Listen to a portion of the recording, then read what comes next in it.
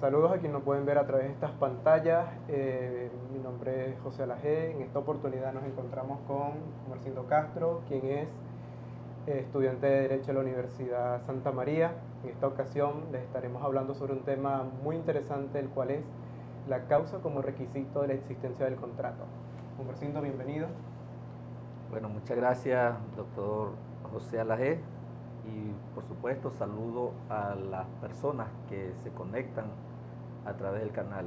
La causa en el derecho romano veían de manera muy distinta a lo que actualmente conocemos como el caso del tema de los contratos.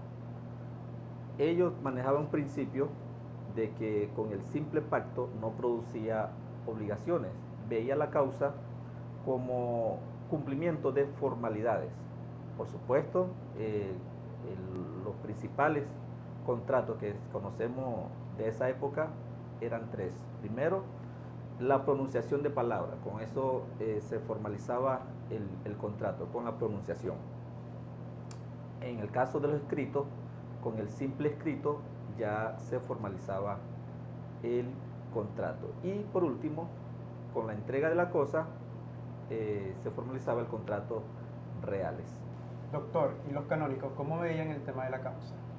Sí, hay una evolución en comparación con el derecho romano al derecho canónico. Ya en esta época, a través de los ilustres doctores que tenían esa influencia canónica, desarrollan o evolucionan el tema del contrato, principalmente la causa. Ya el sistema romano, que trabajaba con el principio de que el simple pacto no produce obligaciones, el derecho canónico implementa de que el pacto obliga.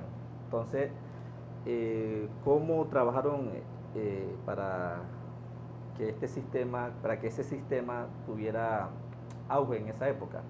Bueno, con los principios de libertad, de que las voluntades fuesen de manera libre. Entonces de allí desarrolla el tema de la voluntad como una manifestación libre de cada ser humano para contratar. Doctor, ¿y cuál fue el principal fundamento sobre la teoría clásica de la causa?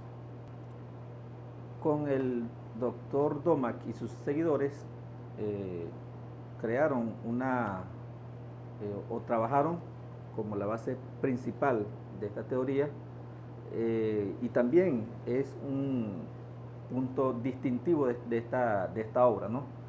Que tiene que ver con los conocimientos que tienen las partes contratantes. Es decir, lo que los hace llevar a suscribir un contrato. Por ejemplo, en caso de compraventa, el vendedor, el fin inmediato o lo que él quiere lograr es vender su producto, valga la redundancia, en caso por lo menos una propiedad. Él quiere vender su propiedad y por supuesto recibir la contraprestación, que es el pago. En caso del comprador, eh, quiere como la propiedad de, del objeto del contrato. Y por supuesto que ese objeto del contrato pase a nombre de esa persona. En ese mismo orden de ideas, doctor, sabemos que existen diversas clases de contratos, como el contrato sinalagmático. En el contrato sinalagmático hace referencia en cuanto a la obligación de cada una de las partes, es la causa para la obligación de la otra parte. ¿Qué quiere decir esto? Esto quiere decir, por ejemplo, en un contrato de compra-venta, que el vendedor se obliga a transmitir el objeto del contrato. En este caso puede ser una propiedad, porque él sabe que la otra parte le va a entregar el dinero, la suma de dinero que fue acordado. Y la otra parte, en este caso el comprador, su obligación es entregar la suma de dinero que fue acordado. ¿Y en los contratos liberales? Sí, en el contrato liberales, la teoría clásica del tema que estamos desarrollando, quiere decir que en este caso se trata de animus donandi. ¿Qué quiere decir esto? Que la obligación de una de las partes es el ánimo de donar. O sea, quiere decir sin ningún tipo de contraprestación. ¿Los contratos reales? Contratos reales, en la teoría clásica, es que la causa de la obligación del deudor se genera por la entrega de la cosa acordada por parte del acreedor. Entonces, eso es lo que obliga al deudor, bueno, comprometerse o entregar la suma de dinero que fue acordado en caso de venta. Doctor, la causa del término equívoco y sus diversas excepciones legales. Sí, se refiere de esta manera en cuanto a distintas secciones de la ley porque son diversas las teorías o contraposiciones en cuanto a la causa, ¿no? Por lo tanto, y de paso es el motivo de esta disertación, es desarrollado en la teoría de la causa. Esto quiere decir, bueno, hay anticausalistas también, que bueno, tiene su punto de vista, ¿no? Y en otro derecho, menos en Europa, esta teoría fue suprimida en sus leyes, ¿no? Y eso ha favorecido a la teoría anticausalista. O sea, pero en nuestro país, Venezuela, lo ve de distintas formas. Nuestra legislación, el ordenamiento jurídico, señala la causa de distintas formas. Por lo tanto, nosotros lo mantenemos como elemento importante para el tema del contrato. Por lo menos en la ley menciona como enriquecimiento ilícito sin causa. Entonces, de esta forma está incorporado en nuestra legislación nacional y nosotros lo tomamos como un elemento importante para la formación o para la existencia del contrato. Causa eficiente y causa final. Hay dos formas de entender la palabra causa. En primer lugar, la causa eficiente hace referencia al antecedente para que un hecho ocurra. Y causa final, la razón que persiguen las partes, la razón por la cual suscriben un contrato. Entonces, de esta forma, la causa se entiende de dos formas, por la causa eficiente y la causa final. La causa final y motivos. Sí, en esta parte los distintos autores de la doctrina ponen mucho cuidado en esta diferencia. Ellos desarrollan en cuanto a la causa final, ¿no? En este caso, ellos desarrollan de dos formas, la razón inmediata y la razón o motivo mediato. ¿Qué quiere decir esto? Como un ejemplo clásico en la venta, en la compraventa, la razón inmediata es propiamente dicho, o sea, lo que en el momento va a ocurrir cuando se concrete el negocio jurídico. En este caso, por parte del comprador, lo que va a recibir en ese momento, o lo que él persigue o lo que él aspira, es que se le entregue la cosa. Y por parte del vendedor, él aspira a recibir el dinero en ese momento. Esa es la razón o el fin inmediato. Cuando se refiere a la razón o fin inmediato, se refiere a los motivos por el cual se celebró el acto jurídico, en este caso el contrato. O sea, quiere decir, por lo menos en caso del comprador de la propiedad, el uso que le dará a esa propiedad. En caso del vendedor, sería el uso del dinero producto de esa venta. Causa de la obligación y causa del contrato, doctor.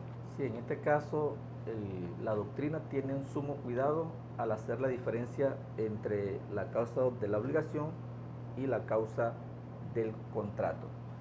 Y en nuestra legislación nacional, específicamente en el Código Civil, también tiene unos capítulos específicos cuando hace referencia a estos dos puntos importantísimos que estamos desarrollando. Como la causa del contrato tiene un artículo específico y la obligación sin causa. Entendiendo de esta forma, la doctrina desarrolla o pone un ejemplo, más bien, un ejemplo, el ejemplo clásico de compraventa.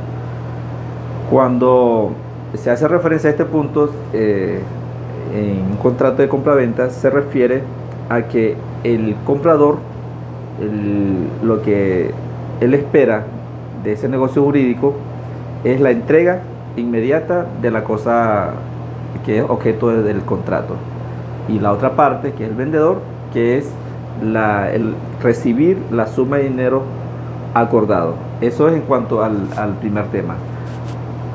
Y la teoría canónica desarrolla ya muy, se puede mencionar por el tema de la teoría teológica, más bien. En cambio, otros autores, como los autores de la teoría canónica, ellos hacen referencia de que es el motivo que lleva a las partes a contratar. Se hace la pregunta como ¿por qué se está contratando? ¿Por qué se contrató? Entonces, partiendo de allí, bueno, desarrolla una teoría y principalmente indican de que el móvil o la causa que lo lleva a las partes es eso, el tema de la causa del contrato. ¿Qué se le incluye? Como elemento móvil que lleva a las partes a contratar. Concepción subjetiva y concepción objetiva de la causa. Sí, sobre este particular, en la concepción objetiva de la causa de obligación siempre será la misma. Es decir, para ambas partes contratantes, la razón o el motivo que persiguen va a ser la razón inmediata, lo que hemos venido haciendo referencia. Con el ejemplo que hemos dado, bueno, de manera inmediata el comprador va a querer tener las cosas que él compró y el vendedor va a querer tener el dinero, la suma de dinero acordado. A eso se refiere esta primera concepción objetiva. La concepción subjetiva es cuando cambia el papel, ¿no? Esto quiere decir de que a las partes contratantes el móvil o lo que lo motiva es como es el móvil que los motiva a contratar, a celebrar el contrato o la realización del negocio jurídico. Disposiciones legales. Nuestra legislación nacional en el Código Civil venezolano, en su artículo 1141, dispone sobre las condiciones requeridas para la existencia del contrato. Son 3. En este caso, el tema que nos ocupa también está allí. Uno de los puntos, una de las condiciones requeridas es el consentimiento de las partes. El segundo, el objeto del cual se trata el contrato, y por supuesto la causa, que es el tema que estamos desarrollando.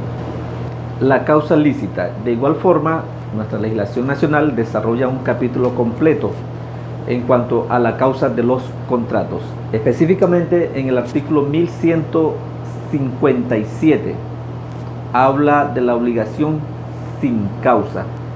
Esta disposición se refiere cuando la causa es ilícita, es decir, cuando la causa es contraria a la ley, contraria a la buena costumbre o el orden público. De igual forma, en el artículo 1158 dispone que el contrato es válido aunque la causa no se exprese, porque la causa se presume.